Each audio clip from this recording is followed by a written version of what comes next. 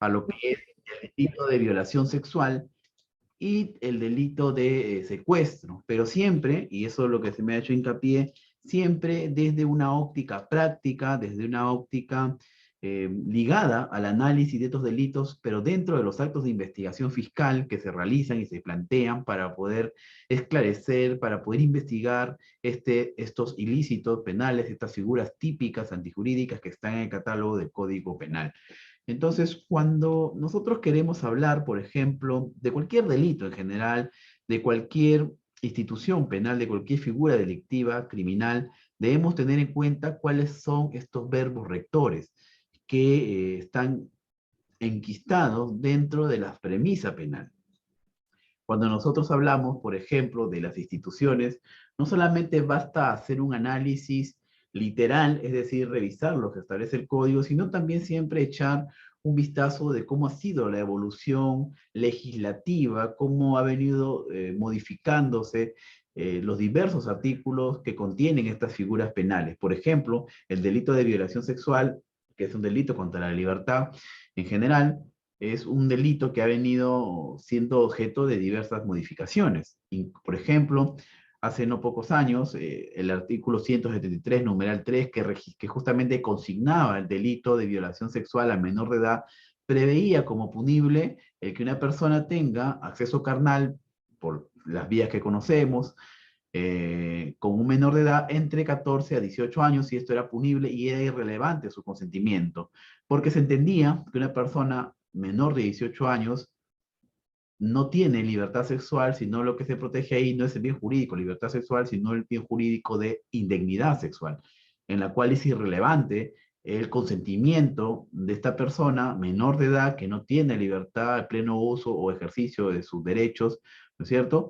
Y que esta persona, al no tener ese consentimiento, al no poder brindar un consentimiento válido, automáticamente, así haya este consentimiento, se consumaba el delito, y es por esto que muchas personas fueron internadas en los establecimientos penitenciarios, pese que tenían relaciones formales, relaciones sentimentales, con personas que, sin ser mayores de edad, tenían pleno consentimiento de sostener este tipo de actividad sexual con una persona mayor.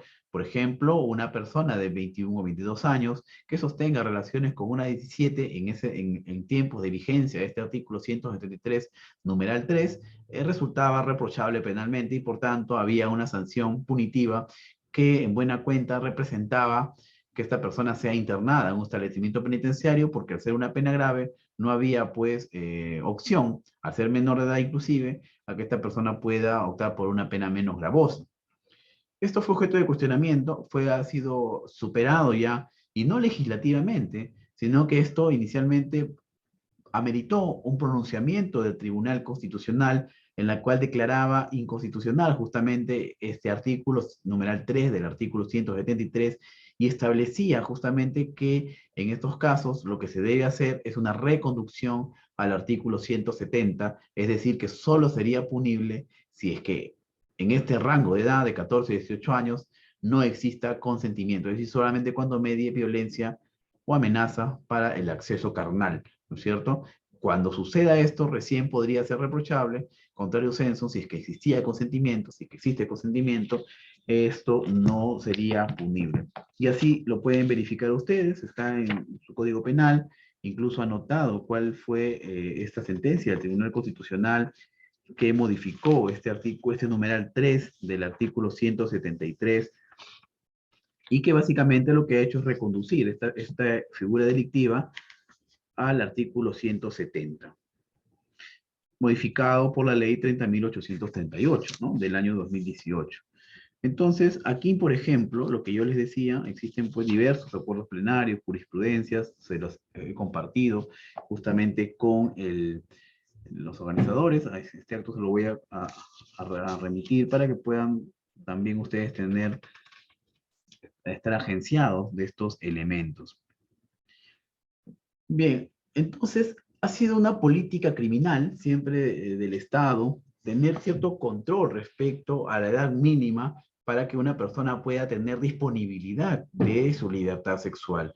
En nuestro país, la mayoría de edad, como sabemos, se alcanza a los 18 años, y antes de esto las personas que en buena cuenta pues no tienen pleno derecho, pleno ejercicio de sus derechos, pueden de alguna manera, de manera relativa, ejercerlos en ciertas circunstancias. Por ejemplo, sabemos que una persona menor de edad puede contraer nupcias con un mayor de edad si así esta persona tiene cierta autorización por parte de sus progenitores. E incluso una persona de que menor de edad tiene expedito de mandar por alimentos y él mismo representar sus derechos o intereses.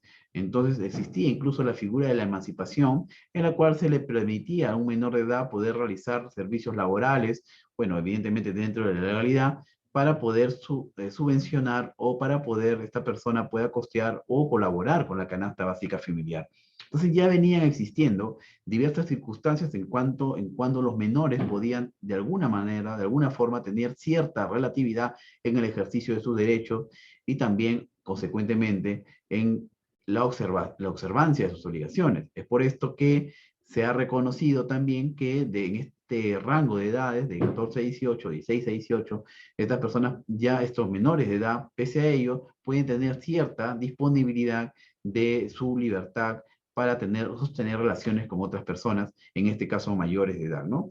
También se han dado casos de menores de edad, pero al ser esto una infracción, si es que si es que hubiera un tipo de violencia, un menor de edad frente a otro menor de edad, no sería pues idónea la vía del derecho penal dentro de lo que es un delito, sino que sería conocido por una fiscalía mixta, una fiscalía de familia, dependiendo del lugar en el que nos encontremos, mediante un proceso por infracción a la ley penal, ¿no? Obviamente siempre con base a la figura típica del artículo 170 o 173, en concreto, dependiendo del caso en que nos encontremos. Pero bueno, eso en cuanto a este delito de violación sexual. Permítanme aquí compartir unas diapositivas para ir apoyando esta sesión académica. A ver, ustedes me indican, si voy a ver si tengo habilitado, ok, si se puede visualizar. Entonces, sí se puede visualizar, ¿verdad? Muy bien.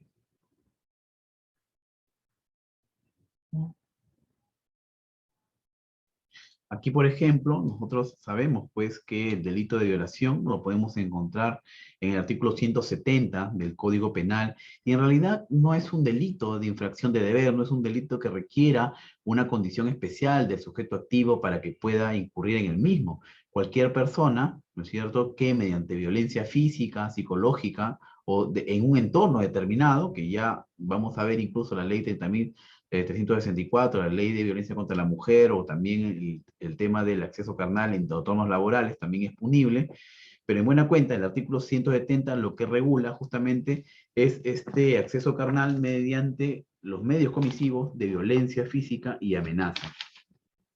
El artículo 170 de nuestro código establece textualmente, y lo tienen ahí a manera de gráficos en la pantalla, como el que con violencia física o psicológica, grave amenaza, o aprovechándose de un entorno de coacción de cualquier otro entorno que impida a la persona dar su libre consentimiento, ¿no es cierto? Y este le obligue a tener acceso carnal por vía vaginal, anal o bucal. Entonces, estos serían pues los medios comisivos, los verbos rectores de tener acceso carnal, vía anal, vaginal o bucal, y estas son las formas o los medios comisivos con los cuales se puede cometer este delito de violación sexual.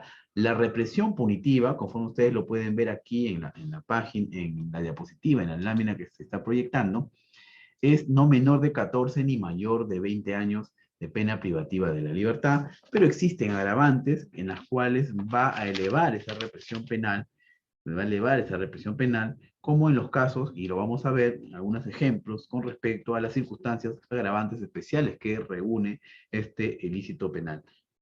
Por ejemplo, le indica que la pena privativa de libertad será no menor de 20 ni mayor de 26 años en cualquiera de los siguientes supuestos. Por ejemplo, si la violación se realiza con el empleo de un arma de fuego o dos o más sujetos. Y esto evidentemente obedece a una circunstancia mucho más reprochable, porque al mediar un arma de fuego no solamente se lograría el cometido de acceder carnalmente a una persona, sino que también reviste un grado de peligrosidad para la integridad física de la persona y que evidentemente al tener un arma frente a ella, esta persona eh, siente una amenaza cierta e inminente con respecto a que pueda ser víctima pues del alcance de este arma, o pueda finalmente este arma percutarse y causarle lesiones a su integridad física. Entonces, la idea es, en este caso, que cuando concurran ciertas circunstancias que le den cierta gravedad, este debe ameritar una respuesta del derecho penal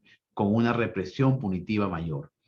Existen, como sabemos, estimados participantes, no solamente circunstancias agravantes específicas, que están las que están precisadas en el artículo 170, sino también existen agravantes circunstancias genéricas, que la tenemos en la parte general de nuestro código, en la cual nosotros podemos verificar ahí si en caso estas circunstancias agravantes genéricas en este caso concreto, se presentan, se deberá ya no tal vez aplicar una pena por encima de la pena combinada que es la establecida, no menor de 14 ni mayor de 20 años, sino que dentro de esa pena combinada, el problema va a ser determinar en qué tercios nosotros nos debemos ubicar.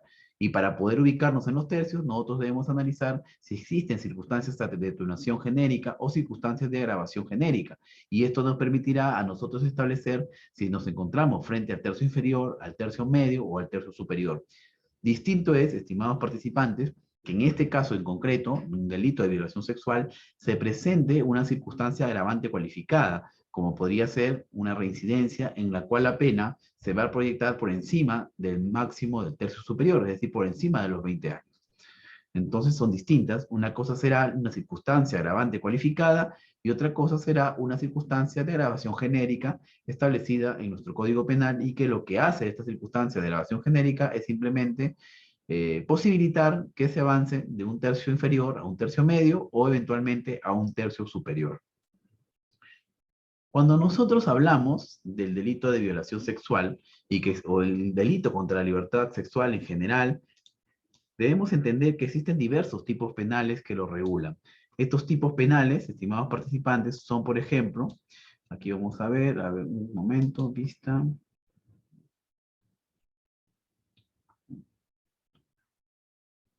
Este esquema, ¿cómo podría, patrón, lectura?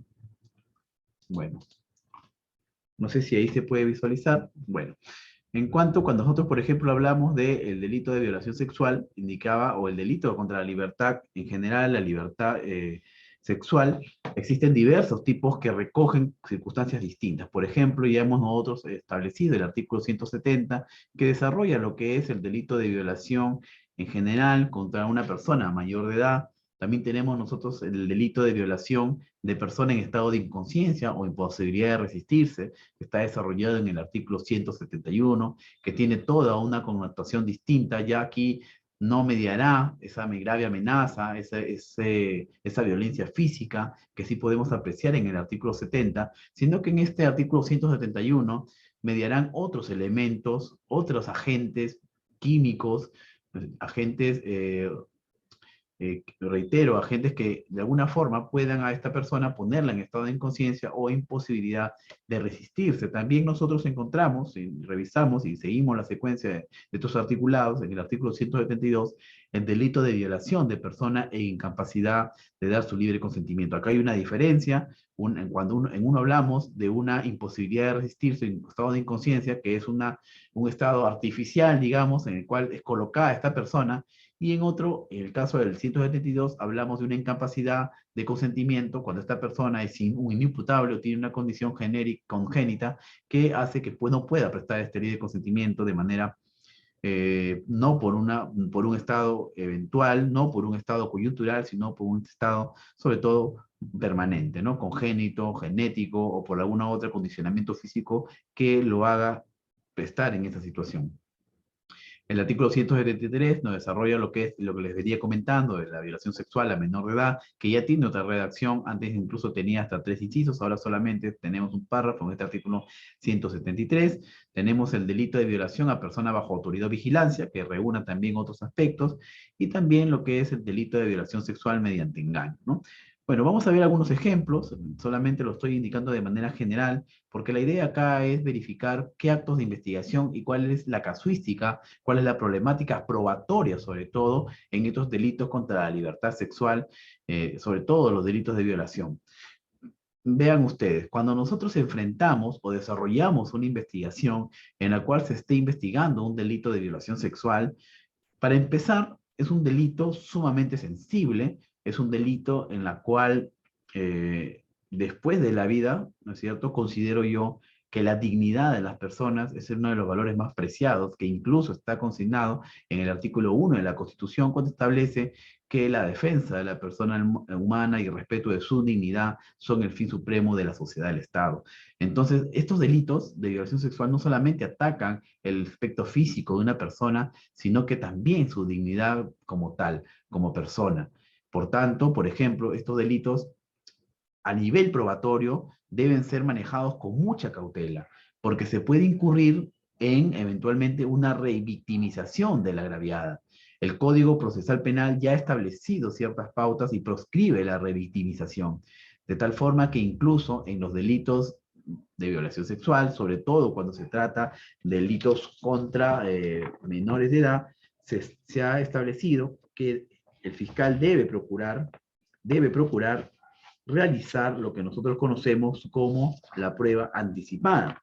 Entonces aquí hay un primer elemento que nosotros debemos desarrollar. ¿Qué consiste la prueba anticipada en los delitos de violación, en los delitos contra la libertad sexual? Si nosotros revisamos nuestra norma procesal, vamos a encontrar cuáles son los supuestos justamente de esta prueba anticipada y lo encontramos en el artículo 242 de nuestro código, de nuestra norma adjetiva. En este artículo 242 establece claramente que durante las diligencias preliminares o una vez formalizada la investigación,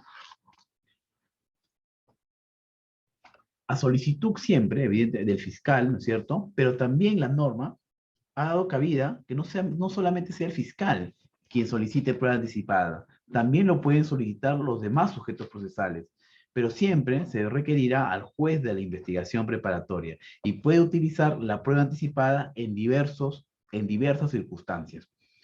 Tradicionalmente, la prueba anticipada era entendida como aquella prueba excepcional que se tiene que ejecutar porque corría un peligro inminente de desaparición, de desvanecimiento de la fuente de prueba. El concepto clásico de prueba anticipada lo encontramos, por ejemplo, aquí desarrollado en el literal A del artículo 242, que establece que se puede llevar a cabo una prueba anticipada en los casos de pruebas testimoniales o examen de peritos cuando se requiere examinarlos con urgencia, ante la presencia de un motivo fundado para considerar que no se podrá hacer en el juicio oral. ¿Por qué razones? La norma establece que las razones pueden ser por una enfermedad o un grave impedimento que hayan sido, o que hayan sido estas personas, peritos o testigos, expuestos a violencias, amenazas o ofertas de dinero por alguna persona. Entonces aquí sí existe un peligro cierto de que esta persona, por ejemplo, podría fallecer en el transcurso de las semanas y finalmente no llegue a juicio oral a brindar su testimonio, o este perito se encuentre pronto o próximo a realizar un viaje, incluso a otro continente, tal vez incluso a una especialidad, y se le pueda perder finalmente de contacto. Entonces lo que se hace es adelantar su testimonio de manera excepcional, reitero, para que se actúe en etapa de investigación preparatoria, pero que actualmente ahora se ha dado cabida también de manera normativa que la prueba anticipada se pueda actuar en etapa intermedia, ¿no? En la etapa, reitero, en la etapa intermedia. Entonces, este es el concepto clásico de cuándo se debe utilizar una prueba anticipada, sobre todo cuando hay ese carácter de urgencia. Pero el desarrollo procesal y la casuística ha hecho que el legislador incorpore otros supuestos de prueba anticipada. Y así encontramos el literal D del artículo 242, que establece, pues justamente, este literal D establece otro supuesto distinto al de la urgencia que nosotros hemos desarrollado. Este literal D del año 2016, que incorporó una circunstancia adicional para que puedan ser llevadas a pruebas anticipadas. Este literal D establece que la declaración de niñas y adolescentes en su calidad de agraviados por los delitos comprendidos en los artículos 153 y 153A del capítulo 1 de violación de la libertad personal y los comprendidos en el capítulo 9 de violación de la libertad sexual, el capítulo 10 también, lo que hablamos, por ejemplo, temas de proselitismo, el capítulo 11, que son ofensas contra el pudor, correspondientes al título 4, también los delitos contra la libertad, todos estos del Código Penal, en estos casos se puede llevar a cabo con prueba anticipada. Indica incluso este literal D, segundo párrafo, que las declaraciones de niños, niños y adolescentes serán realizadas con la intervención del psicólogo especializado en cámaras Gesell o en salas de entrevistas del Ministerio Público. Las declaraciones, establece la norma, y la entrevista deberán ser filmadas y grabadas a fin de evitar la revictimización de los agraviados. Entonces aquí hay un elemento importante, ¿no? Ya el código te está dando una pauta que este tipo de declaraciones de menores de edad, cuando se haya vulnerado su bien jurídico e identidad sexual, deben ser realizados en cámara GESE. Pero también, antes de pasar, existen derechos del agraviado, que están desarrollados en el mismo Código Procesal Penal. La víctima, a diferencia del Código de Procedimientos Penales, en el Código Procesal Penal se le ha establecido para comenzar, que se le ha facultado tener un rol importante, incluso activo dentro del proceso, tal es así que se puede constituir en actor civil. También la víctima tiene posibilidades, sin estar constituidos en actor civil, de poder impugnar un auto de sobreseimiento o una sentencia absolutoria, entre otros derechos que lo establece el Código Procesal Penal. Pero hay algo importante que tal vez nosotros inconscientemente lo hagamos y no teníamos la base legal, que es, por ejemplo, es que en los delitos contra la libertad sexual se procura o se realiza, la tratativa es que no se consignen los nombres, sino simplemente las iniciales o un nombre de pila. Y esto está reconocido como uno de los derechos justamente que tiene todo agraviado, sobre todo en los delitos cometidos en las víctimas de delitos sexuales, delitos contra la libertad sexual. Por ejemplo, el artículo 94 que nos da la definición, pues justamente de lo que es el agraviado, y también nos establece cuáles son los derechos en el artículo 95, derechos del agraviado. El artículo 95, por ejemplo, nos establece el derecho que tiene todo agraviado a ser informado de los resultados de las actuaciones en los que haya intervenido, así como de resultados del procedimiento, aun cuando no haya intervenido en él, siempre que lo solicite. Otro de los derechos que tiene esta persona agraviada, en general por cualquier delito, es a ser escuchado antes de cada decisión que implique la extinción o suspensión de la acción penal, siempre que lo solicite, ¿no es cierto? Y aquí viene lo que yo le comentaba, el literal C, justamente de este artículo 95, establece que el agraviado tiene el derecho a recibir un trato digno y respetuoso y a la protección de su integridad, incluyendo la de su familia. Establece la norma que en los procesos por los delitos contra la libertad sexual se preservará su identidad bajo responsabilidad de quien conduzca la investigación o el proceso. Y finalmente, el D, el literal D, es que puede impugnar el agraviado, puede impugnar el sobreseimiento y la sentencia absolutoria sin necesidad de estar pues constituido como actor civil. Pero lo relevante justamente para la sesión académica es que la tratativa en los casos de víctimas de delitos contra la libertad sexual es que el que conduce la investigación, en este caso el fiscal, y en su momento, cuando desarrolle el proceso en una audiencia determinada del juez de investigación preparatoria, debe cautelar, ¿no es decir, preservar su identidad. Incluso la norma establece bajo responsabilidad de quien conduzca la investigación o el proceso, en clara alusión al fiscal o al juez de investigación preparatoria o al juez de juzgamiento en su estadio correspondiente. Entonces, vamos viendo elementos importantes que el código da la pauta de cómo debe ser la tratativa en los delitos contra la libertad sexual. Y volvamos entonces a lo que establece este artículo 242 del Código Procesal Penal, que desarrolla lo que es la prueba anticipada.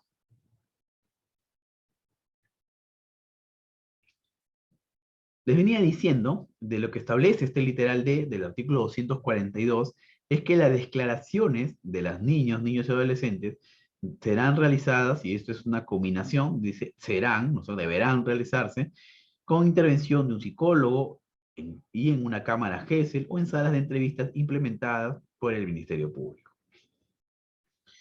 Entonces, aquí hay un primer problema, que ya la norma vincula al fiscal como director de la investigación a realizar estos tipos de delitos, estos tipos de entrevistas o declaraciones en Cámara Gesell. El problema es logístico, el problema es un tema de ambientes, de recursos, porque se está presentando diversos inconvenientes en la práctica para poder realizar estas audiencias únicas, y así se le llama únicas, de Cámara Gesell. Es que la idea era, estimados participantes, la idea es que no se revictimice a la persona que ha sido agredida sexualmente, porque el solo hecho de preguntarle a nivel policial, como usualmente se hacía, a nivel policial, se le tomaba una primera declaración indagatoria a la agraviada. Luego, cuando este informe policial llegaba al Ministerio Público, al momento que el fiscal calificaba lo que el informe policial traía aparejado, pues consideraba en muchos casos que tenía que tomar una declaración ampliatoria a la agraviada y la citaba nuevamente para que declare ya esta vez en sede policial.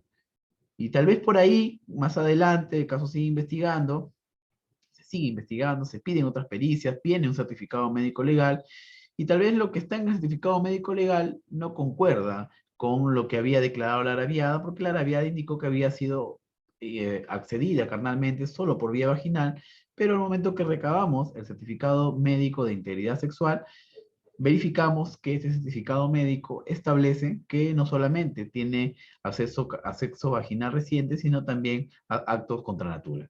Entonces, como existe esta inconsistencia, o por lo menos no inconsistencia, sino este dato no ha sido referido por la agraviada, pues el fiscal lo que hace es tomarle una declaración ampliatoria. Vean, ya van 3 declaraciones, una ante la policía y 2 declaraciones ante el Ministerio Público. Y bueno, el caso finalmente se concluye, se emite el requerimiento, se formula el requerimiento de acusatorio, en este caso hipotético, y va a juicio oral.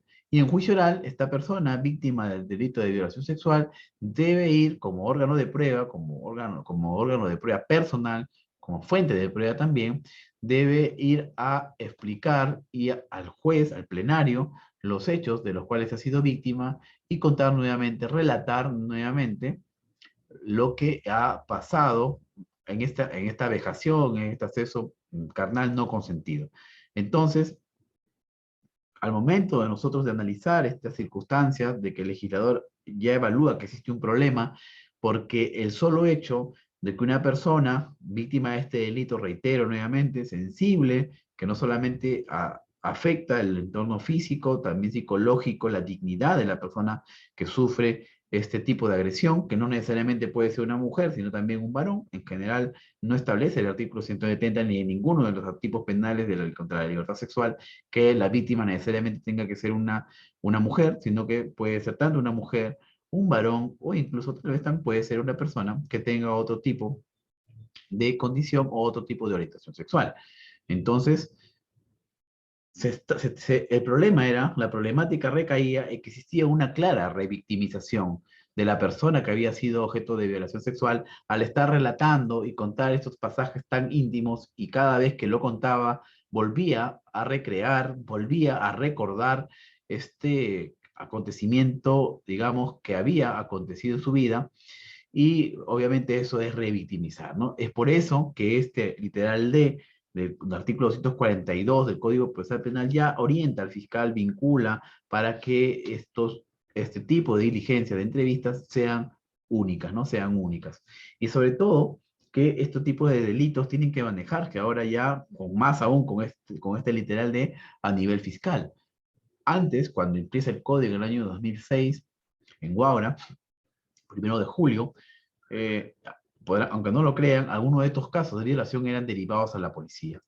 Y evidentemente la policía, un entorno pues sumamente, la policía es un entorno en el cual siempre hay movimiento, siempre hay personas que entran y salen, a veces no cuentan con los ambientes reservados para tomar declaraciones, era sumamente incómodo, era revictimizar a la persona que iba a declarar, sobre todo por estos hechos.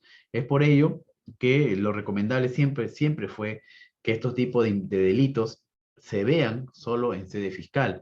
Y siempre los delitos, por ejemplo, hay que tener un manejo de despacho fiscal, hay que ser estratégicos al momento de desarrollar y manejar una carga fiscal, de tal forma que se deben seleccionar qué delitos van a ser conocidos exclusivamente en sede fiscal y que otros delitos sí pueden, existe la posibilidad de que sean remitidos a la Policía Nacional. Entonces, no es que automáticamente todas las diligencias preliminares vayan a ser remitidas a la policía. Esto partirá por una escrupulosa calificación que haga el fiscal al momento que tiene a la vista la denuncia o los hechos puestos de conocimiento, esta noticia criminal, y ahí decidirá si esto se desarrolla en sede fiscal o contrariamente, se deriva para que sea desarrollado en sede policial.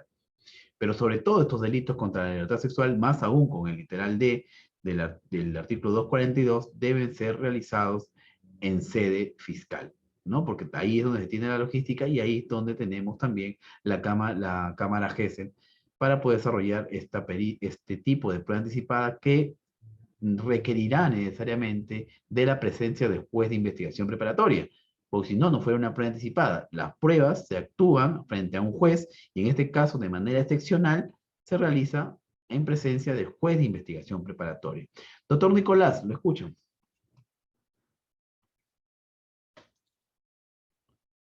Doctor Nicolás, veo ahí que está levantando el doctor Nicolás la mano. O tal vez no tiene habilitado el micro, no sé si me pueden apoyar con eso. Sí, parece que no tiene habilitado el micro, doctor Nicolás. Hola, doctor, buenas noches. ¿Cómo está, doctor? Dígame. Buenas noches. Doctor, en este caso no es muy peculiar el detalle de hacer defensa con lo que es violación sexual o actos contra el pudor, ¿no?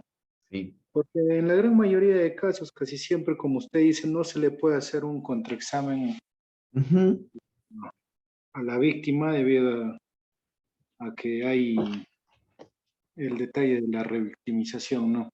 En Ujú. este caso, doctor, ¿le han tocado, no sé, a modo de casuística, que haya pasado de tocamientos a violación y que solamente hayan valorizado la declaración de la víctima y no los medios probatorios, digamos, ¿no? El examen médico físico legal o la pericia psicológica que se le practica, ¿no? Cuando hay incongruencia en estos aspectos, a mí me ha tocado particularmente jueces que han valorizado más la declaración de la víctima que estos elementos. Entonces, en este tipo de casos, doctor, ¿qué sería lo recomendable para poder tratar de realizar un examen o contraexamen a la víctima? Excelente. Muy buena pregunta, porque aquí ya nos aproxima justamente a los temas, a la casuística, ¿no? Los problemas que se dan en la práctica procesal. Entonces, lo que dice el doctor Aquino es cierto. Pareciera, ¿no es cierto? Y digo pareciera, que existiría una limitación al derecho de defensa, que es un derecho fundamental también, que tiene el imputado, más el imputado, que si bien es cierto el imputado, habría sido, digo habría porque mientras que no se determine su responsabilidad en un juicio, no se le podría tratar como culpable, este imputado pasa a ser el sujeto pasivo del proceso, mientras que en su momento aparentemente habría sido el sujeto activo del delito, ¿no es cierto?, el que cometió el delito, en el proceso como tal pasa a ser el sujeto pasivo del proceso penal, contra quien él recibe el embate justamente de la persecución de todo el andamiaje que tiene el Ministerio Público para poder investigarlo. Entonces se le faculta a la defensa ciertos derechos que están establecidos incluso en el artículo 71, que el imputado tiene ciertos derechos, puede proponer diligencias, puede proponer actos de investigación, y si el fiscal no los programa, puede ir en vía consulta al juez para que el juez de investigación preparatoria examine si es que son realmente idóneos, conducentes y deben actuarse. Entonces, pareciera, y nuevamente sigo usando este término, pareciera, que se limita la defensa al momento del contraexamen, pero se debe entender o se sabe que en la práctica la cámara agencia no se puede realizar sin la presencia del abogado defensor. Lo que sucede es que a veces se realiza con un determinado abogado, ¿no es cierto? Tal vez con una defensoría pública que en ese momento no tuvo un contacto con todo el expediente, que solamente fue llamado por defensa necesaria, y no ejerce ese control, ese contrapeso que debe existir naturalmente como un proceso dialéctico, ¿no? Como un proceso en la cual, como bien indica el doctor Nicolás, existe pues ese contrainterrogatorio, ¿no? Que se puedan confrontar, porque al momento que se desarrolla la cámara Gesell, la defensa, que debe estar presente ahí el abogado del imputado, cualquiera que fuere, particular, de libre elección, defensor público, pero tiene que haber un abogado defensor, tiene que hacer o realizar las preguntas que considere pertinentes para poder velar por los derechos de su patrocinado. Pero ¿qué sucede? Y ahí es donde va la pregunta del colega, el doctor Nicolás. ¿Qué sucede si esto no acontece así? Y finalmente va un abogado que no realiza las preguntas, es más, no realizó ninguna pregunta, y esto llega a juicio oral. ¿Cómo es que se podría confrontar a una persona si es que esto ya es una prueba anticipada y va a entrar directamente al juicio, lo que es el índice de registro de esta actuación de prueba anticipada? Simplemente se va a realizar como una documental. Existen diversas formas de cuestionar. Vamos a analizar otros elementos, le voy a dar algunas ideas sueltas desde el punto de vista también de mi experiencia, de cómo es que se podría superar esta circunstancia. Primero, es que se podría procesalmente, si bien existe un derecho a la no revictimización, y así se establece en el Código Procesal Penal, las normas que le he indicado, entre los derechos incluso de manera textual, ¿no? Dentro de los derechos del agraviado y dentro de este artículo 242, ¿no es cierto?, que establece en este literal de justamente lo que venía comentando de que se debe procurar la no revictimización. Dice, las declaraciones y entrevistas serán filmadas y grabadas a fin de evitar la revictimización de los agraviados.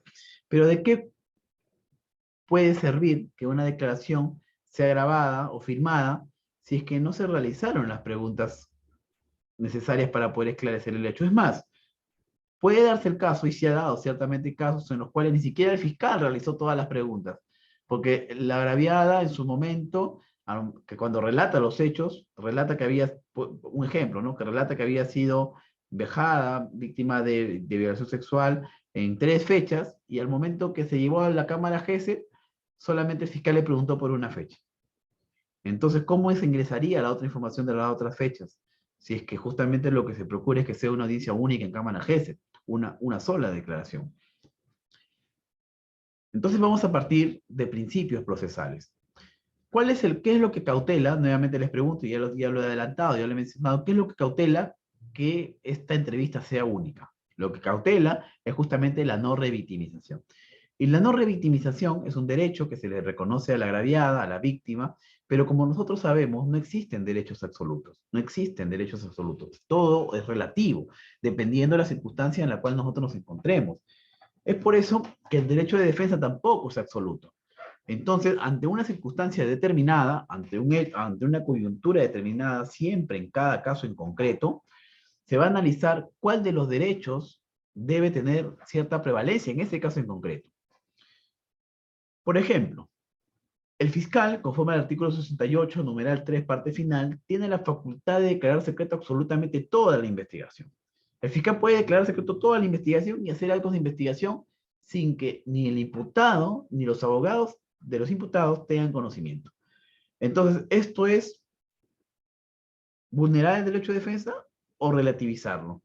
Efectivamente, puede ser que exista en ese momento una afectación a la defensa porque están realizando actos de investigación con total desconocimiento del abogado, menos aún del imputado. Pero ese es un claro ejemplo de que los derechos no son absolutos. Entonces, en un caso en concreto, en la cual, conforme lo preguntaba el doctor Nicolás, no se haya hecho un contrainterrogatorio, podría ser esa audiencia de cámara GS objeto de una tutela de derechos, porque tal vez no tuvo una defensa eficaz y no hizo preguntas donde evidentemente existía la necesidad de hacer preguntas. O tal vez se puede acreditar que el abogado defensor público nunca fue a la audiencia o a la sala de cámara GESEL y que solo lo consignaron. O que tal vez un abogado no participó en esa, uno de los fiscales, el fiscal, porque ahí concurre el fiscal de familia, el fiscal penal, no participó y simplemente lo consignaron. O tal vez el abogado participó, el abogado de la asesoría pública o otro particular, pero en simultáneo estaba en una audiencia virtual en otro lugar. Entonces hablamos de una defensa ineficaz. Frente a ello, evidentemente va a haber una oposición, se dirá que existe pues el derecho a la no revictimización, pero en el caso en concreto debe valorarse también que sí ha existido una afectación al derecho de defensa, al no haber tenido una defensa idónea, un abogado idóneo, empapado de su caso, o por último que es, pese a que este abogado conocía el caso, no realizó ninguna pregunta, o finalmente que en el caso más grave sería que no asistió y solo lo consignaron, y ejemplos han habido, ¿no? No es un ejemplo alejado de la realidad, no es un ejemplo, no es algo que no haya sucedido, ha sucedido, y varias veces. Entonces, por ahí se puede primero hacer un cuestionamiento al acto en sí de la prueba anticipada, ¿no? Se puede hacer un cuestionamiento, se puede realizar incluso mediante una tutela de derechos, se puede solicitar, por ejemplo, hay otro aspecto importante aquí, que el Código Procesal Penal, en este literal D, te establece que esta audiencia en Cámara Gesell, bueno, esta audiencia, esta declaración sea realizada en una Cámara Gesell. Pero la Cámara Gesell debe tener ciertas características.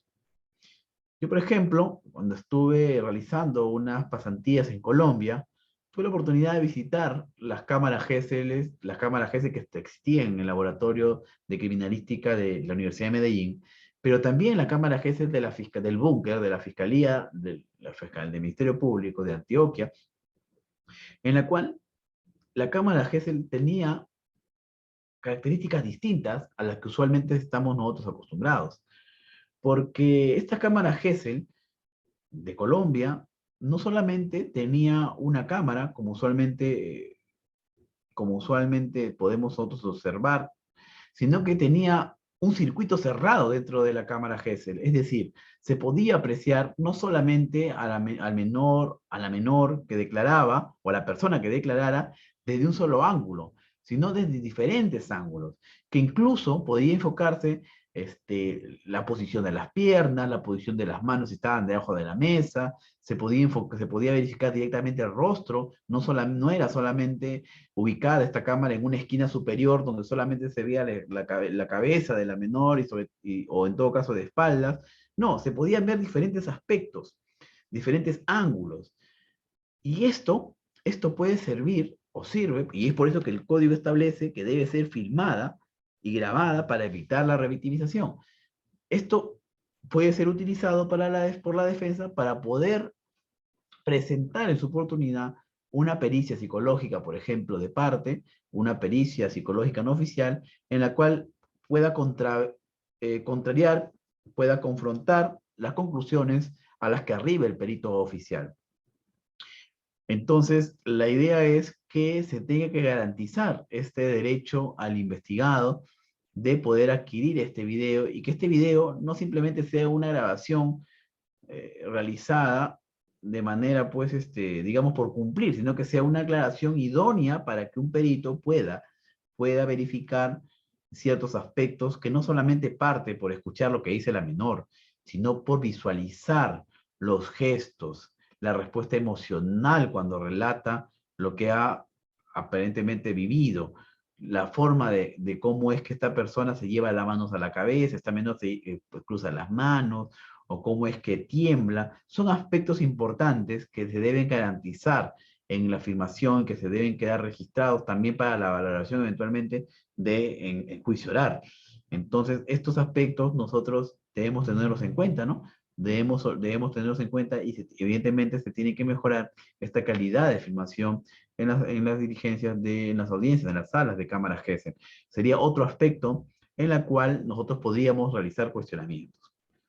Ahora, también se realizan, por ejemplo, también se puede hacer un análisis integral de las pericias como tal. Las pericias psicológicas, que tiene que tener hay un protocolo que establece cuántas sesiones deben existir para emitir una pericia psicológica, qué profesional debe realizarlo, entre otros aspectos. Por ejemplo, acá había algo muy interesante. A ver, miren algo bien interesante que establece la misma norma. Artículo 242, repito, literal D, segundo párrafo, dice lo siguiente. Las declaraciones de las niñas, niños y adolescentes serán realizadas con la intervención de psicólogos, pero no cualquier psicólogo. te dice con la intervención de psicólogos especializados en cámaras Gesell o en salas de entrevistas. ¿No es cierto? Entonces, ese también podría ser otro objeto de cuestionamiento. El hecho que un perito haya realizado informes periciales psicológicos en cámaras Gesell no lo hace automáticamente un especialista, porque la norma es muy clara. No dice que debe realizarlo un psicólogo, dice que debe realizarlo un psicólogo especializado en cámaras Gesell. Entonces, esta especialización evidentemente va a partir por una capacitación o una especialización no formal ante una entidad en este tipo de pericias, que es la cámara Gesell. Y si no lo tuviera, este psicólogo simplemente no cumpliría los estándares mínimos que la misma norma procesal establece, que podría ser también otro elemento para ser utilizado para cuestionar ese informe pericial. Y eso que todavía no entramos al fondo, podríamos analizar también la forma, ¿no es cierto?, cómo que se realiza esta pedida psicológica, cómo es que se realiza justamente, por ejemplo, algunas pedidas psicológicas se dicen estrés postraumático, pero el estrés postraumático no se puede valorar al día siguiente ni a la semana siguiente, sino es valorado mucho tiempo después del suceso criminal, ¿no es cierto? Entonces, incluso algunos psicólogos hacen un test de veracidad y establecen que la versión de la gravedad resulta creíble o no resulta creíble. Y este test de veracidad debe ser realizado también por personas que tengan una experticia en recuperación, ¿no es cierto?, de información, en tratamiento de lo que es el olvido, en lo que es, por ejemplo, también el abordaje a menores de edad, porque un testimonio, estimados participantes, es producto de un proceso cognitivo y existen fenómenos cognitivos y uno de ellos es el olvido, y una persona que recibe una declaración de una agraviada que haya sido víctima de un hecho delictivo años atrás, la técnica para recuperar esa información no es la misma técnica que se utiliza frente a una persona que ha sido que ha sido agraviada ese mismo día, porque eventualmente los recuerdos van a estar mucho más a flor de piel en este segundo caso que en el anterior. Entonces, para tomar o recibir la declaración de una persona que ha sido violentada hace años atrás, lo que se tiene que hacer, lo que se tiene que ejecutar es la técnica de recuperación, ¿no es cierto?, de recuperación de información, de recuperación de memoria, y poder identificar algunas perversiones o trastornos del recuerdo, que justamente es la impresión de la memoria. A ver, este tema es interesante porque una persona, por, digamos, que está en un entorno, una menor de edad, por ejemplo, que le digan, tú fuiste agredida por tal persona, y le repitan que fuiste agredida por tal persona, y que le repitan que has sido agredida por tal persona, pues simplemente genera este fenómeno que se llama impresión de la memoria, en la cual este menor hace para él lo que tanto le insisten y le cuentan y le dicen los familiares, para él resulta ser una realidad y lo cuenta como si verdaderamente hubieran ocurrido así los hechos, como lo sugirieron sus familiares o su entorno. Entonces, para poder analizar este tipo de pericia, para poder tratar a menores de edad y hacer este tipo de recuperación de información y atacar lo que es el fenómeno del olvido, se debe también identificar estas perversiones o estas anomalías del recuerdo, que es justamente la impresión de memoria, la impresión de recuerdos.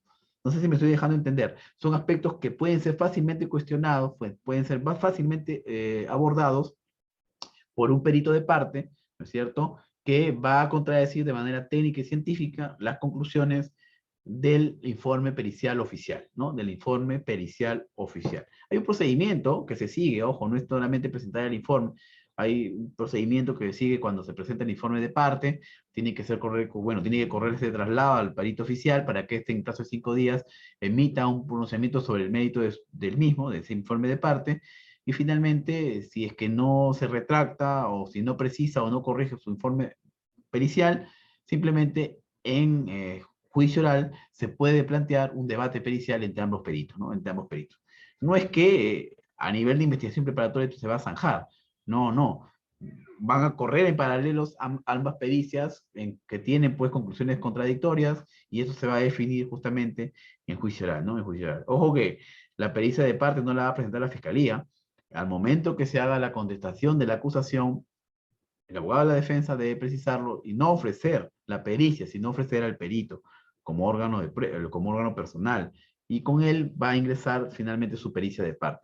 Ojo, también otro error acá importante que se comete es que se le pide al fiscal que autorice el nombramiento de un perito de parte, pero la pericia de parte es una actividad autónoma que tiene reconocida la defensa en el ejercicio, pues justamente de sus facultades de defensa, valga la redundancia, y que lo pueden presentar libremente, no se necesita autorización por parte de la fiscalía, simplemente se presenta y lo que tiene que hacer el fiscal es tenerlo por designado o nombrado por parte del abogado defensor, del imputado, ¿no es cierto? O incluso también por la parte de la viada, que también puede presentar una pericia de parte, si de alguna forma quiere coadyuvar con la investigación o sirve para poder acreditar el extremo de la reparación civil, ¿no? Entonces pueden darse diferentes, incluso también el tercero civilmente responsable puede presentar pericia, ¿no? En otros delitos me refiero, no estoy hablando ya en general, en otros delitos, no en el delito de violación sexual no cabría esa situación de tercero civilmente responsable, o difícilmente cabría que se pueda incluir una persona en esta condición. Pero también hay otro aspecto, por ejemplo, que si ya hablamos de cuestionamiento, que se debe tener en cuenta. Y esto es que las pericias como tales, las pericias médico-legales, las pericias técnicas, las pericias criminalísticas, todas las pericias no son vinculantes. O sea, el hecho que, por ejemplo, en un delito, y aquí me voy a explicar esto que no es vinculante con una persona, ¿ok? Y no es, o reformulo esto, una pericia no necesariamente sirve para atribuir responsabilidad de manera directa. Lo que la pericia realiza es acreditar hechos, corroborar o descartar hechos concretos. En un delito de violación sexual en la cual se esté formulando denuncia contra una determinada persona, contra un determinado ciudadano, ¿no es cierto? El caso puede acontecer de la siguiente manera. Va a formular denuncia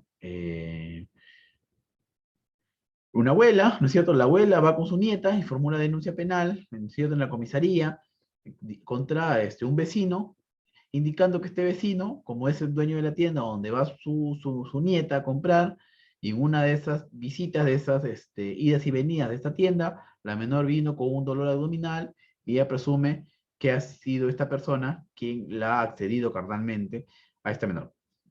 Entonces, así los hechos, inmediatamente lo que se realiza justamente es un examen médico, que es el examen de integridad sexual a esta menor, van al médico legista, el médico legista conforme a los protocolos, hay posiciones en las cuales se realiza este tipo de exámenes, la posición ginecológica, la posición genopectoral, etcétera, entre otras.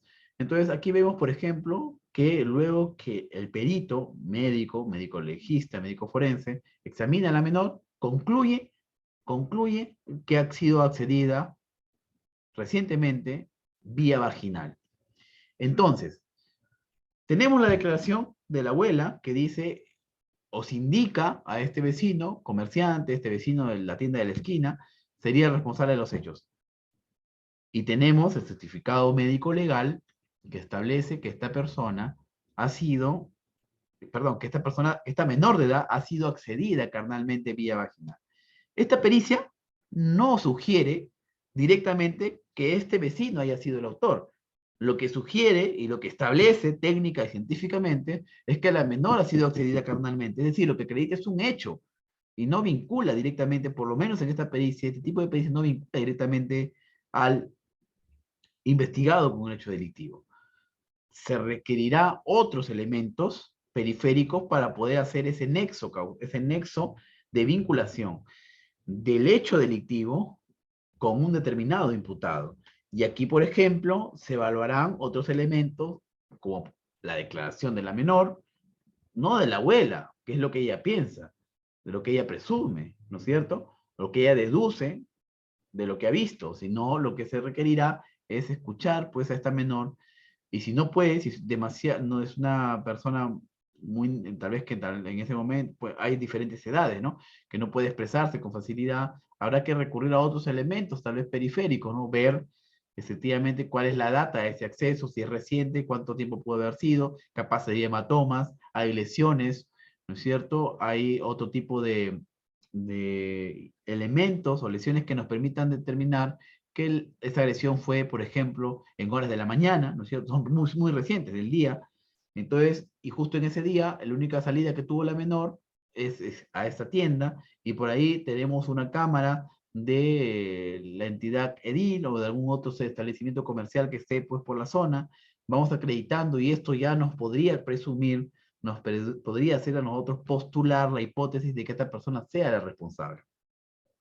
Y aquí surge otro problema justamente probatorio en la investigación de los delitos de violación sexual, que al ser delitos clandestinos, al ser delitos en los cuales en el agraviado, la agraviada recae la condición a la vez de testigos, siendo los únicos testigos, ¿no? Siendo las únicas personas que pueden dar cuenta de lo que aconteció en su agravio.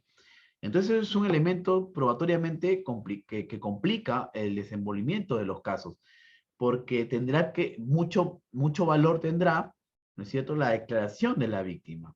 Y entonces esta declaración de la víctima tiene que pasar definitivamente por los filtros que establece la Casación 2/2005 sobre aquellos criterios de valoración del testimonio.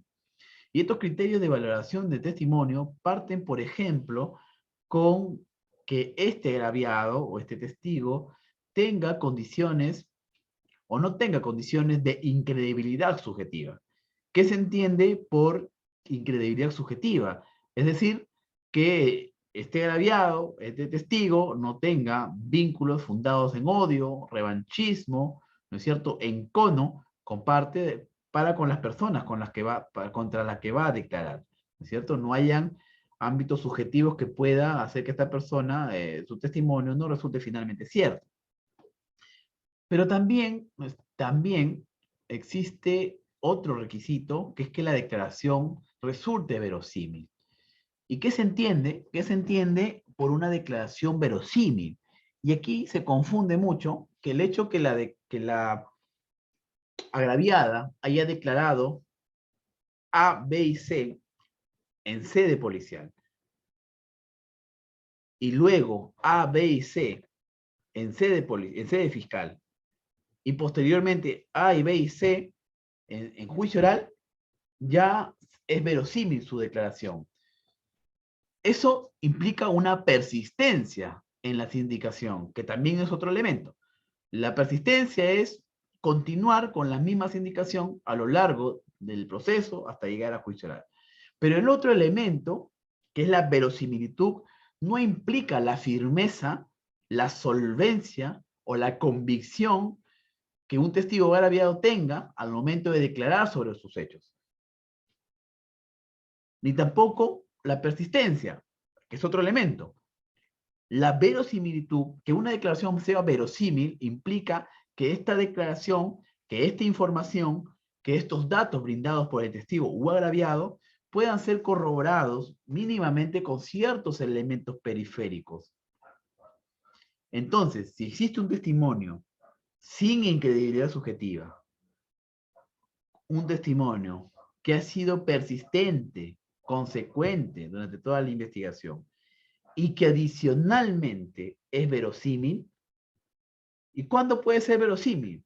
Como por ejemplo, cuando un testigo, una menor, en el caso de una violación sexual, ¿no es cierto?, una menor pueda indicar que esto sucedió en un cuarto color verde y que tenía un espejo en el techo, y justamente se realice una inspección fiscal en la vivienda del investigado y se encuentre justamente un cuarto con estas características. Entonces, ya no solamente es una versión incorporada por los testigos, ya no solamente es una versión que es un dato suministrado por la agraviada, sino que esta información ha sido corroborado con unos elementos periféricos como puede ser la inspección fiscal, puede ser algunas cámaras de vigilancia, que hayan registrado el ingreso o salida de la víctima de la casa del agresor, entre otros elementos, ¿no? Tal vez por ahí algunos testimonios de testigos que hayan presenciado que la menor ingresa o sale a ciertas horas, que se condicen más o menos con la data de las lesiones que presenta la menor. Entonces, estos elementos son importantes, que nosotros lo conozcamos, que hay diversas formas de poder cuestionar los elementos o digamos, los recaudos por parte de la Fiscalía. Adicionalmente a eso, y ya que estamos hablando sobre temas, pues, de los elementos o los filtros que debe pasar un testimonio, en general, ya sea el aviado o testigo propiamente dicho, para que pueda ser valorado, para que pueda tener una virtualidad probatoria, o para que pueda ser suficiente para destruir o enervar el derecho a la presunción de inocencia de un investigado, ¿no es cierto? Y esto evidentemente a nivel de, va a ser la valoración a nivel de juicio, ¿no es cierto? A nivel de juzgamiento. Existen otros elementos también que pueden ser valorados en estos delitos de violación sexual. Existen diversas lesiones que se van a presentar. Tenemos las lesiones por excelencia, que se buscan siempre, lo primero que se busca, las lesiones genitales, tenemos las lesiones paragenitales, ¿no es cierto? Y las lesiones extragenitales, ¿no es cierto? Las extragenitales, las famosas sugilaciones en el cuello, en las partes del pecho, las paragenitales, que son las que están alrededor, ¿no es cierto? Pero contiguo, ¿no es cierto? Alrededor, pero adyacentes a lo que es las áreas las áreas íntimas de la mujer o del varón, dependiendo, eso es indistinto, reitero, y las lesiones genitales propiamente, ¿no? Que ya son las lesiones propiamente en los aparatos reproductivos, tanto del varón como de la mujer, ¿no? O también, por ejemplo, cuando hablamos de actos contra natura, ¿no? En los actos contra natura buscaremos lesiones que nos den una idea de la data de la lesión, de la data del acto, y aquí hablaremos de una lesión contra natura reciente o antigua, ¿no? Una reciente o antigua. Entonces, todos estos elementos nos sirven a nosotros para poder analizar ya en un caso. He dado ideas sueltas de lo que puede ser o de las pericias que se utilizan recurrentemente en los delitos contra la libertad sexual. No solamente eso, sino también existen pericias toxicológicas que se realizan, ¿no es cierto?, de dosaje etílico, ¿no es cierto?, en el caso, por ejemplo, del artículo 172, 171, cuando hablamos de violación de personas en estado de inconsciencia o imposibilidad de resistirse. También existen aquí, por ejemplo, pericias de edad aparente. Hay casos que se han suscitado, ¿no es cierto? Hay casos que se han suscitado en las cuales esta persona mayor de edad se le imputa haber tenido relaciones con una persona de 13 años, por ejemplo, ¿no? Y que esta relación ha sido consentida, o que incluso esta persona accedió a tener relaciones sexuales a cambio de una determinada suma de dinero. Pero lo que alega el investigado es que esta persona, que ya en esta investigación resultaría ser la presunta agraviada, le refirió que tenía 21 años. ¿No es cierto? Y el investigado indica, pues, justamente que esta persona tendría la apariencia física de una persona de esa edad. ¿No es cierto? No solamente la apariencia física, sino el desenvolvimiento de una persona de 21 o 20 años o 18 años, ¿no?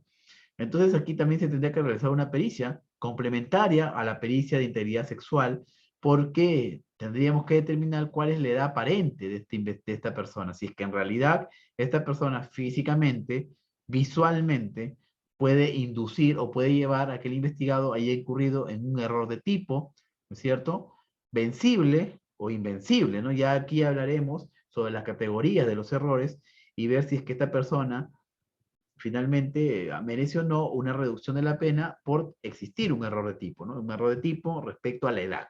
Porque él puede asumir que sí tuvo relaciones, que sí fue con esta persona, pero en el entendido que ella era una persona de mayor de 18 años y no de 13 o 14 años. Entonces estos elementos se van a utilizar otro tipo de pericias, ¿no? Otro tipo de pericias.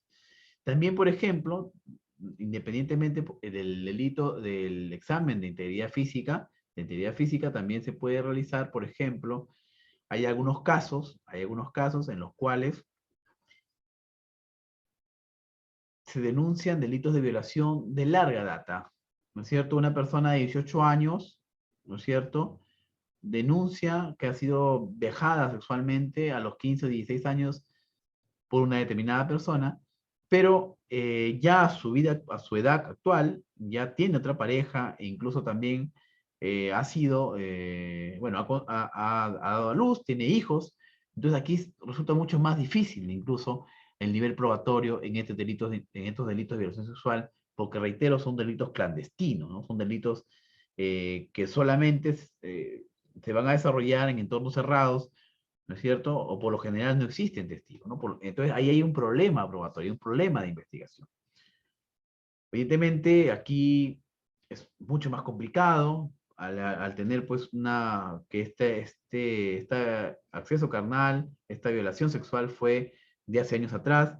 Podríamos recurrir tal vez a otros mecanismos, tal vez existe algún registro fílmico que haya guardado a la menor, algunas comunicaciones, tal vez existen comunicaciones de Facebook o de WhatsApp, de Facebook sobre todo, que no los haya borrado y que aún estén ahí, algunos requerimientos o propuestas de índole sexual, etcétera, ¿no? Etcétera.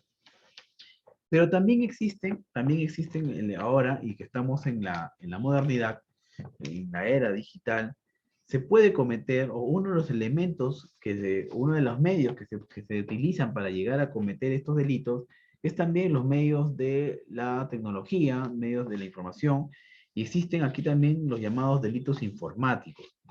Y aquí en los delitos informáticos encontramos también figuras que pueden llegar a tener connotación de delitos contra la libertad sexual.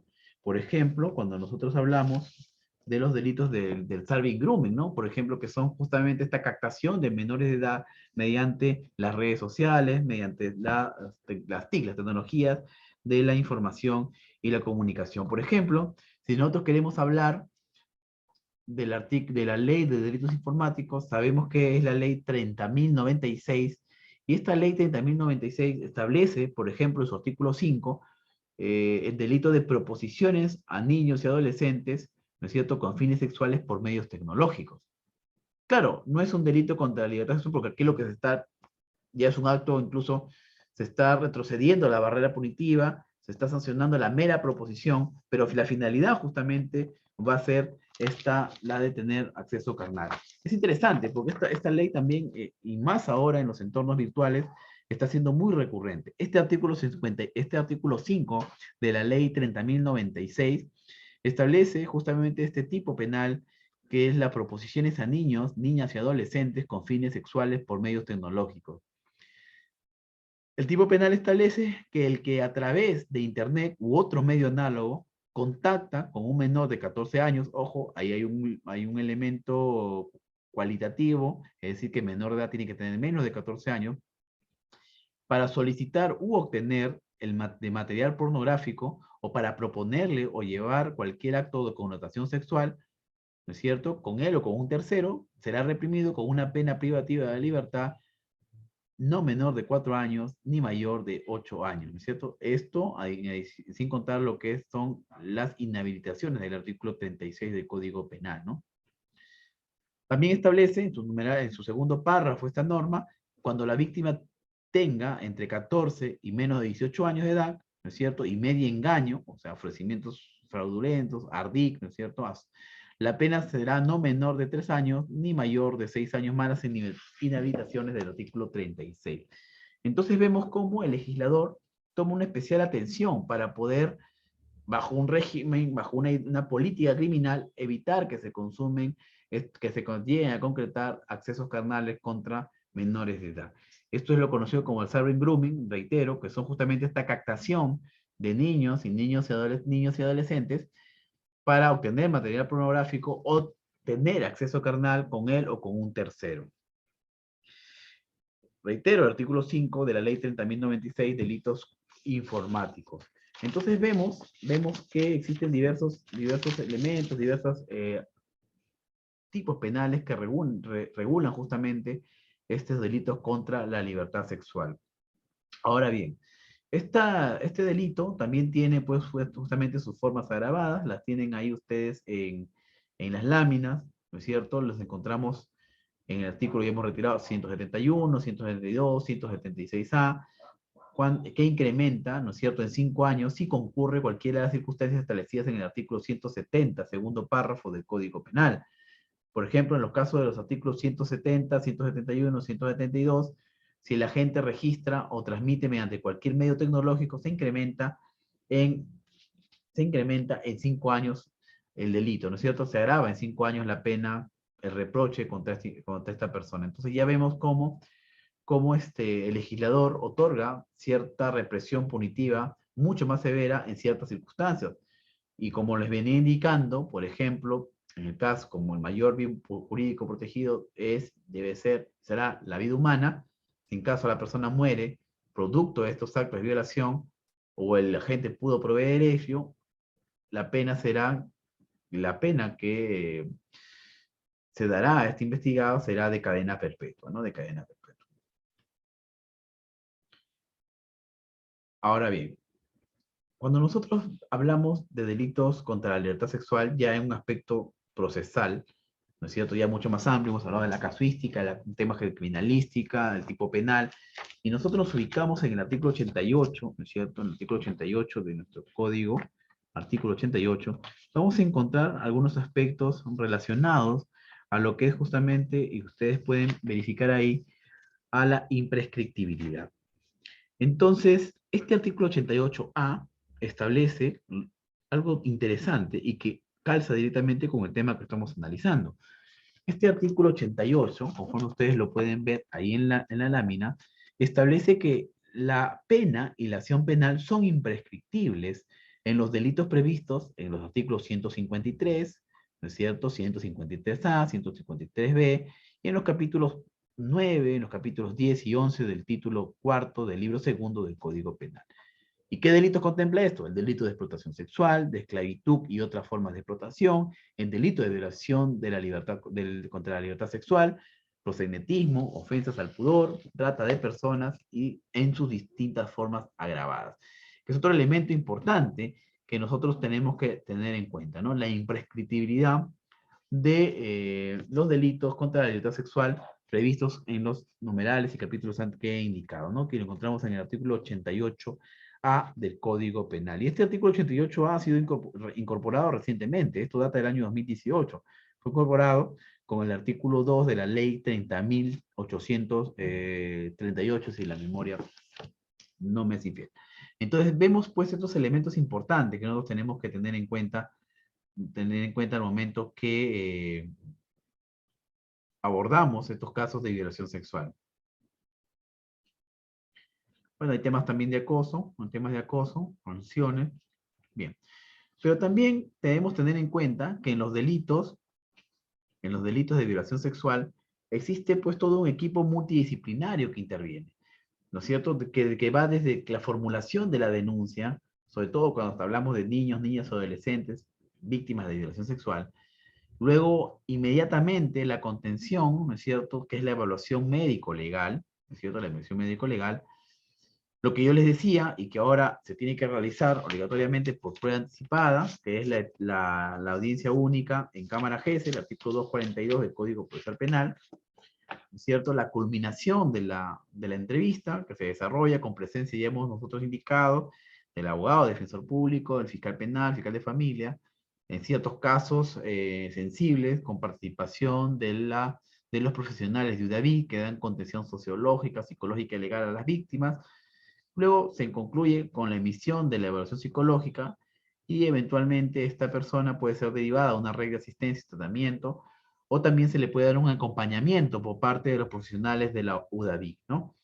Que es muy importante la labor de este equipo multidisciplinario, porque sin coadyuvar directamente a la investigación, porque no tienen calidad de peritos, no emiten informes periciales, ellos le dan una contención integral a las víctimas o testigos de estos delitos o cualquier delito en general en las cuales existe cierto riesgo de afectación, ya sea una víctima, un testigo, un perito. UDAVIC, ¿no es cierto?, lo que se encarga es de darle esta contención, este asesoramiento, este acompañamiento a nivel psicológico, a nivel social, ¿no es cierto?, y también a nivel legal, ¿no es cierto?, dan un acompañamiento integral. y sobre todo en los delitos de trata de personas, es muy importante la labor que realiza UDAVIC, muy, muy trascendente, porque esta UDAVIC está conformada por un equipo, reitero, multidisciplinario, en el cual tenemos un psicólogo, una trabajadora social, una socióloga, una abogada, abogados también, en los cuales tienen pues justamente esta experticia para poder generar ese clima de confianza con los agraviados, sobre todo cuando son menores de edad, tienen no solamente la experticia, sino también tienen la logística, y también ayudan bastante UDAVIC en lo que es la caracterización de testigos, ¿no? Cuando existen testigos con reserva de identidad, estos testigos se procede a realizar una caracterización, se les pone en silla de ruedas, se les pone cascos de motociclistas, una ropa que disimule su contextura, incluso se trabaja con unos distorsionadores de voz para que no puedan ser reconocidos por las personas que están siendo juzgadas, procesadas o investigadas, entre otras cosas. Entonces la labor que cumple justamente esta unidad de víctimas y testigos es sumamente trascendente, ¿no? Cuando nosotros hablamos de delitos contra la libertad sexual, también hablamos de delitos, por ejemplo, los delitos de trata de personas, ¿no? Estos delitos de trata de personas tienen diversas modalidades y son delitos conocidos como cadena, porque no acontece en una sola fecha, como acontecería en muchos casos lo del artículo 170, sino que este delito de trata de personas tiene toda una correlación, concatenación de actos en los cuales puede incurrir el sujeto activo. Por ejemplo, que van desde la captación, ¿no es cierto?, de la captación de la víctima, el traslado, el acogimiento de la víctima en un lugar determinado, ya los fines de explotación concretamente sexuales, o también puede ser mendicidad, o puede ser explotación laboral, entre otros. Entonces vemos todo un orden concatenado en los cuales pueden intervenir los sujetos activos del delito y responderían indistintamente en cualquier eslabón de la cadena en el cual se encuentren por el delito de trata de personas, ¿no? Por el delito de trata de personas. Pero también se me ha pedido que desarrolle aspectos relacionados a lo que es el delito de secuestro. Este delito de secuestro también pues, es un delito contra la libertad personal, un delito que nosotros lo encontramos, el delito de secuestro. Bueno, ya, salvo que hay algunas preguntas sobre este delito de violación sexual, si no para pasar, no sé si alguno de los participantes quisiera formular alguna pregunta, o si no, escribirlas y yo los leo. Sí, doctora Virginia, lo escucho. Por favor, habilítenle el audio a la doctora. Buenas noches, doctor. Mucho gusto, doctor. Buenas noches con todos los conectados a esta exposición. Doctor, en un supuesto en el que estamos hablando de un delito de violación sexual contra un menor de edad de 3 años, una menor, vía vaginal, vía bucal, aquí se dio después de la denuncia no se dio inmediatamente. Aparte de los actos de investigación que usted ha señalado, o sea, ahí, por ejemplo, se podría haber hecho un hisopado Claro. de la zona bucal de la menor, pero eso no se pudo hacer, obviamente, porque la denuncia fue después de mucho tiempo después de los hechos. O sea, lo único que se tiene es la declaración de la menor en cámara GESE y la pericia psicológica, porque como es bucal, también el reconocimiento médico legal no es muy pertinente, igual no arrojó nada relevante para el caso en concreto. Lo más importante ahí era la declaración de la menor, declaración de los testigos, el entorno familiar, porque se dio dentro de el sujeto activo era un miembro de la familia, ¿no? Que vivía junto a la menor, y la pericia psicológica, que es bien importante, más aún si se trata de una niña de tan corta edad. Ahora, aquí no sé qué otra diligencia o acto de investigación me podría usted sugerir. Ahora, otro punto al cual quiero ir es que aquí, en este caso hipotético que nace de un caso real, se le imputa a esta persona que estos hechos habían ocurrido en repetidas oportunidades, como refirió la menor en cámara GESE, muchas veces dijo que habían ocurrido, y según la referencia que se tenía con la declaración de la mamá, estos hechos habrían ocurrido durante 1 año y 3 meses. Pero ¿qué pasa? Que el imputado, cuando en ese año y 3 meses el imputado tenía 17 años, 12 meses, y en 3 meses tenía 18 años. O sea, se le imputa a él, no se le puede determinar una fecha exacta de cuándo habrían ocurrido los hechos, porque estamos hablando de una niña de 3 años que no supo decir, pues fue el día que yo fui al kinder, fue el día en que estábamos en fiestas patrias, fue el día en primavera, o sea, no hay, solamente lo que hay es un rango de fechas porque la mamá dejó a la menor encargada con esta persona y ahí empezaron los cambios de la menor, empezó la menor a contar estos hechos posteriormente y se tiene pues un rango que es 1 año y 3 meses. En ese año, 12 meses, el imputado tenía 17 años, 3 meses, los 3 meses restantes cumplió los 18 años. Entonces, estamos hablando de un delito continuado.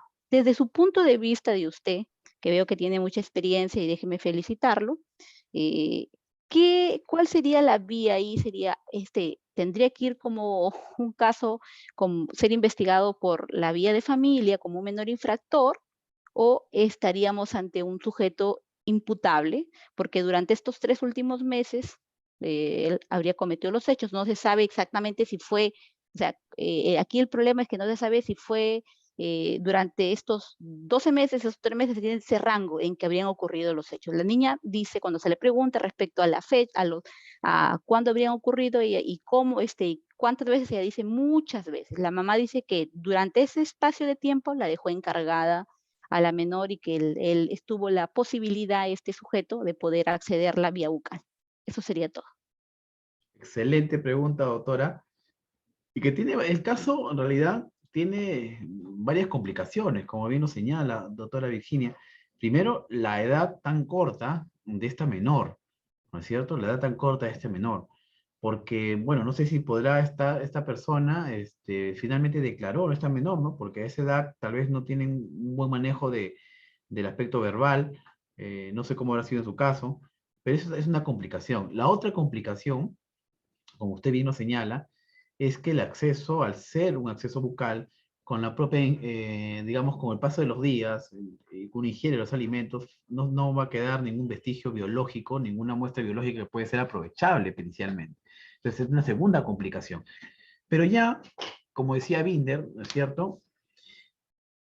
El fiscal tiene que ser una persona creativa. Es una persona, los actos de investigación tienen que ser ordenados de manera creativa. No necesariamente una pericia, ¿no? Por ejemplo, vamos a ver. A mí se me ocurriría ahí, por ejemplo, como fiscal, pedir la incautación del equipo celular de este menor. Vamos a pedir la incautación.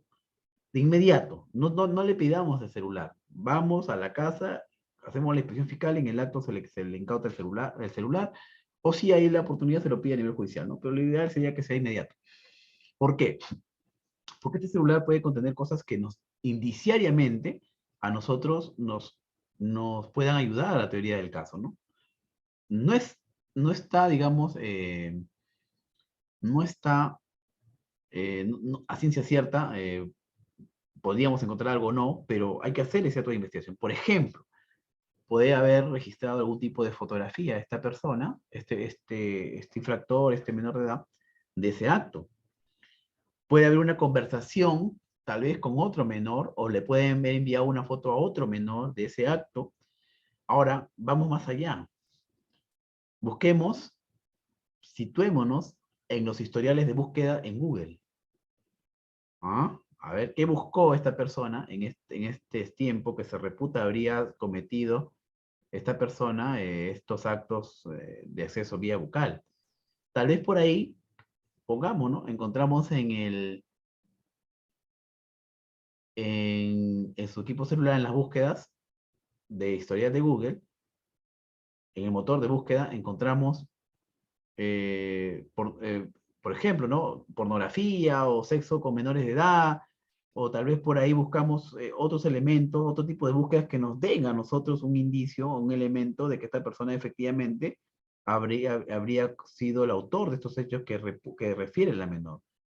Entonces, esas búsquedas nos van a hacer a nosotros, no como una prueba tasada, una prueba directa, pero sí inicialmente construir un caso. Porque aquí tenemos que explotar indicios, ¿no es cierto? Tenemos que explotar indicios. Entonces, por ejemplo, también si esta menor, por ejemplo, si esta menor eh, va a un tipo de colegio, a un nido, no sé si es de edad de estimulación, no, bueno, ya pueden ir pues a ciertos, sí, pues 3 años, ¿no? A un kinder, ¿no? Tal vez la profesora, la Miss, notó ciertas actitudes, de lo que la chiquita era alegre, la menor era alegre, un día determinado, vino pues diferente, ¿no? Un día llegó diferente, estaba triste, estaba cohibida, se sentó al fondo, no quiso salir al recreo, no quiso hacer actividades, y justamente ese hecho es un acto al del día siguiente de que se reputa esta persona, por ejemplo, visitó el domicilio, llegó a la casa o tuvo contacto con esta menor. Entonces tenemos que buscar otros elementos. Y no dejemos de lado el equipo celular, porque en estos tiempos el equipo celular es sumamente importante. Se han esclarecido casos, por ejemplo, de homicidios, verificando justamente lo que les digo, este historial de Google, qué es lo que ha buscado esta persona, porque queda, voy advirtiendo lo que ustedes buscan en Google, ¿no es cierto? Salvo que sepan cómo borrar los historiales, ¿no es cierto? Los cookies, los archivos temporales, siempre queda un vestigio, una huella digital, una evidencia digital registrada ahí, ¿no? Entonces, si es que encontramos estas búsquedas en Google, o si encontramos incluso una fotografía del acto, pues ya está todo acreditado. Pero son actos de investigación que no se programarían usualmente, ¿no? Entonces, lo que nos fuerza a nosotros, un caso atípico, es también, o un caso difícil, es pensar, no como siempre, sino pensar fuera de la caja, ¿no? Pensar con nuevos actos que, como decía Binder, de manera creativa el fiscal deba programar, obviamente siempre que sean útiles, conducentes, pertinentes y sobre todo legales, ¿no? Ahora, con respecto al tema del delito continuado, es interesante, muy interesante porque esto va a depender mucho del caso en concreto. Siempre, acuérdense ustedes que para que se pueda reputar un delito, la redacción típica de todos los delitos, para que pueda ser reprochable penalmente, esta persona tiene que tener una condición que debe ser mayor de edad, ¿no es cierto? Si esta persona cometió el delito en su mayoría de edad, pues será responsable por ese hecho a partir de que ya puede ser incoado un proceso penal en su contra, ¿no es cierto? Porque lo que está en juego no es tanto la comisión de la infracción penal, no es tanto la comisión del hecho típico, sino lo que aquí está en juego es qué procedimiento le damos. Entonces, si es mayor de edad, evidentemente se someterá a la regla del proceso penal frente a un fiscal penal, frente a un juez de investigación preparatoria, pero no se le podrá reputar los hechos y podrá responder por hechos que haya cometido anteriormente. Tal vez se pueda tener en cuenta como un antecedente, como un aspecto que pueda complementar la imputación, la teoría del caso, pero no directamente el fiscal puede pretender una represión penal por un hecho que haya realizado antes de haber adquirido o cumplido los 18 años, ¿no? Entonces, ahí habría un problema, ¿no? Un problema de procedimiento, un problema procesal. No sé, doctora Victoria, ¿qué le pareció si es que el fiscal pidió no celular en su caso? O se pidió el celular, se incautó, se hizo el allanamiento. Ahí está para ingresar al cuarto, ¿no? Vamos a ver qué tiene en el cuarto este joven. Cada vez tiene material pornográfico, tiene fotografías impresas, tiene tal vez un diario, ¿no? En la cual escribe sus cosas, un registro. O sea, hay muchas investigaciones, hay muchos datos de investigación que se pueden realizar. ¿Qué le parece a usted, doctora Virginia, este tema de realizar una inspección inmediatamente o un allanamiento, ¿no? A este cuarto del menor, verificar el teléfono celular, las búsquedas en Google, los historiales de Messenger, o sea, pedir este tipo de actos de investigación.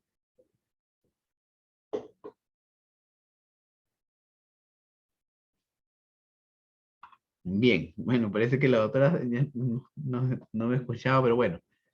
Doctora, sí, por favor, habilítenle el micro a la doctora, quiero escucharla, porque esto es importante, a veces no se hacen estos datos de investigación. Celular para mí es muy determinante, es un elemento, un dispositivo que nos ayuda bastante. Muchos casos he resuelto y muchas personas se han condenado con hallazgos que he hecho en los equipos celulares. Habilítenle, por favor, el micrófono a la doctora Sí, Virginia. doctor, ya me habilitaron. Muchas Ya. gracias. Muchas gracias, doctor. Sí, efectivamente, como se dice ahora, que en un celular puedes encontrar más de lo que puedes encontrar incluso en un registro domiciliario, porque ahora Sí. tanto de la laptop o el celular o los aparatos electrónicos Claro. contienen prácticamente la vida y obra de una persona, ¿no? Exacto. Evidentemente es un acto de investigación pertinente. Pero el problema, doctor, y ahí aún me da culpa yo soy representante del Ministerio Público, soy fiscal, ¿Dónde, doctora? y, Somos colegas. doctor, en Santa, Nuevo Chimbote. Ah, En mire, Nuevo mire. Chimbote. Este caso me llegó a mí después de que ya lo habían aperturado y era un caso, como yo digo, frío. Frío Claro. digo porque la denuncia la habían presentado después de ocurridos los hechos, de mucho después de ocurridos los hechos. Entonces, esta persona, cuando se le apertura la investigación, ya toma conocimiento y obviamente, cualquier tipo de diligencia de la naturaleza que usted ha indicado, ya no va a ser espontánea Claro. porque este ya está pues avisado, ¿no? Entonces esto se tiene que hacer de manera inmediata, ¿no? Inmediata, lo más antes Sí, posible. sí, sí, sí, doctora. Chimbote es bonito. He ido varias veces por temas laborales. Allá incluso tengo varios amigos. Uno de ellos es el doctor Javier González, que es el fiscal provincial de crimen organizado por allá. Pero el mismo Ah, Chimbote, el mismo Chimbote. Entonces, sí, ya, sí, sí lo conozco al doctor. tiene un amigo acá, doctora, en Guaura, acuérdese siempre. Ah, ya, doctor. A ver si está en Muy la bien, PS muchas acá. gracias, doctor. Doctor, no le escuché bien el punto sobre si debería ser tramitado con las reglas del menor infractor o un proceso penal común, según su opinión, de manera concreta, porque justo la señal de internet, lo que pasa es que estoy yo viajando ahorita justamente, Ah, la miren, no hay señal, problema. sí, estoy viajando, doctor. Sí, no hay problema. Mire, el derecho penal va a ser tramitado solamente, o sea, incoado esta persona con las reglas del Código Procesal Penal solo por los hechos que ha cometido una vez adquirida esa mayoría de edad. No hay otra forma. No ahí podría ser algún tipo de medio de defensa, como una improcedencia de juicio, o puede ser cuestionada incluso esos hechos, ¿no? Porque él sí va a responder por los hechos que ha cometido a partir de que sea mayor de edad, ¿no? Pero se puede poner tal vez como un antecedente, ¿no? Muy, muy, muy periférico porque cuestionaría la defensa. ¿Alguna otra pregunta de los participantes? Está interesante, este tema es interesantísimo porque nos podemos hablar del tema teórico, el tema criminalístico, la investigación en sí, hemos hablado sobre el tema de aspectos, a usted, doctora, a usted, aspectos del parte general, ¿no es cierto? Eh, lo que nos pregunta la doctora sobre actos de investigación, ¿no es cierto? Digamos, no tradicionales, ¿no? Ahora hablamos de actos especiales de investigación también, ¿no? Cual no serían aplicables para el delito de agresión sexual, pero sí lo que se puede aplicar son actos de búsqueda de información en fuentes abiertas, búsqueda de información en fuentes cerradas, patrullaje virtual, ¿no es cierto? Análisis digital forense de los equipos, laptops, tablets, celulares, etc. O sea, hay cosas que se pueden hacer dependiendo del caso en concreto. ¿Alguna otra pregunta de los participantes? Aquí hay una pregunta de la doctora Churata, el doctor Eric Churata, se pregunta sobre en qué casos, ¿no es cierto?, no existe violación sexual en víctimas o agraviados menores de 18. Bueno, hay un margen, ¿no? Hablamos de 14, 18, cuando exista, bueno, 16, 18, cuando existe el consentimiento, ¿no? Ya, si existe consentimiento, esto no me sería un reproche, más aún si existe pues una relación formal, ¿no? Entonces ahí se ha relativizado un poco este asunto, ¿no? Este asunto.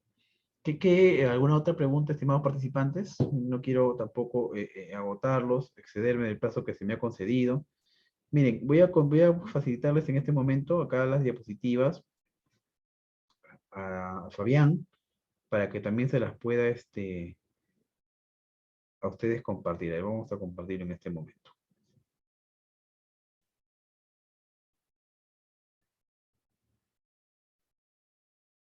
Muy bien, ya se los estoy compartiendo, las diapositivas también, para que los tengan ahí como apoyo, ¿ya? Para cualquier cosa.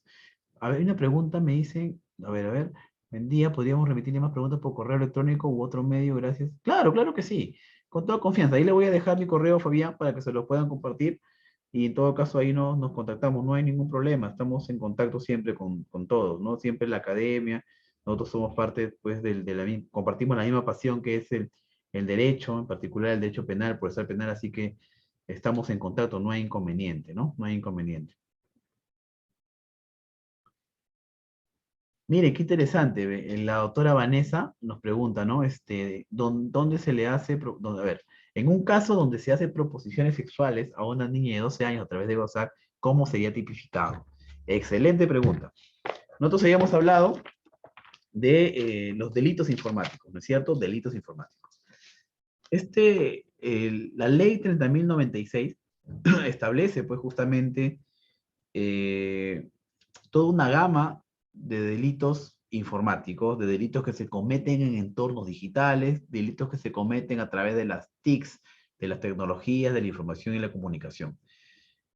Existe un capítulo, el capítulo 3 de esta ley de delitos informáticos, que establece justamente delitos informáticos contra la indignidad y libertad sexual. Miren, como en el nombre, delitos informáticos contra la libertad y indignidad y libertad sexual. Sería tipificado, doctora, dentro del artículo 5 de la ley 30.096. ¿Qué establece este artículo 5? Establece el que a través de Internet u otro medio análogo, ¿no es cierto? El WhatsApp, un medio análogo, Internet en buena cuenta, es un aplicativo, dispositivo móvil, ¿no es cierto? Indica lo siguiente, el que a través de Internet u otro medio análogo contacta a un menor de edad de 14 años para solicitar, menor de 14 años, para solicitar material pornográfico o para proponerle, ¿no es cierto?, llevar con él o con terceros actos de connotación sexual, será reprimido con una pena privativa de la libertad no menor de 4 ni mayor de 8 años. Entonces, así sería tipificado, doctora, por lo pronto, ¿no? Porque vamos a ver el caso en concreto, qué otras circunstancias tiene, y tal vez por ahí ya este acto se consumó y ya hablaríamos de actos contra el pudor a menor de edad, o tal vez hubo un acceso carnal, hablaríamos de violación. Pero tal cual lo ha propuesto usted, en este caso solamente el contacto por WhatsApp con proposiciones, sería pues el tema de el artículo 5 de la ley 30.096. Yo creo que entonces, si no hay otra pregunta, podemos dar por finalizada esta sesión. No quiero agotarlo, no quiero excederme también de tiempo que se me ha concedido. No, doctora, a usted, muchas gracias, doctora Vanessa, doctora Virginia, nuevamente mis saludos. Ya espero coincidir. Yo siempre paro por allá por Chimbote. Doctora Caterina, a usted gracias, a usted. Ahí estamos en contacto. Ahí les pasé los materiales a Fabián, al gran amigo Fabián. Gracias a todos por su participación, por su enlace. Sé que es tarde ya, así que hay que continuar con nuestras labores, ¿no? Tengo trabajo por culminar. Muchas gracias a todos, estimados amigos. Un abrazo para todos. Nos estamos viendo si la institución y Dios lo quiere en una próxima oportunidad. Cuídense.